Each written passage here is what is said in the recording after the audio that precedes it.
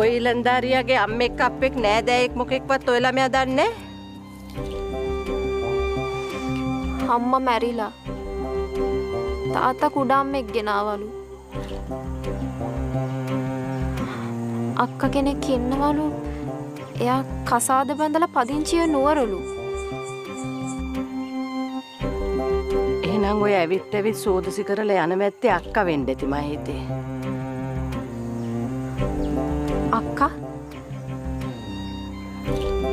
නැත්තම් වෙන කවුරු හොයාගෙන එන්නද?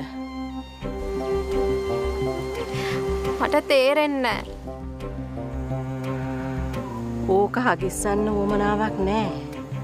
මිනිස්සු කියන විදියට ගෑණියෙක් ඇවිත් කීප වංගියක්ම හොදිසි කරලා ගිහින් තියෙනවා.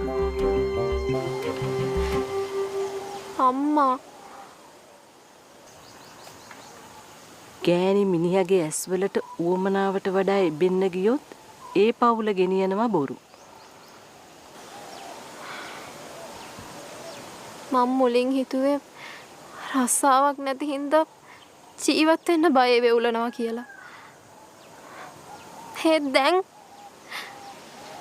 දැනුත් එයාට මගේ ඇස් දිහා කෙලින් බලන්න බෑ. මොන වදයක්ද මේ?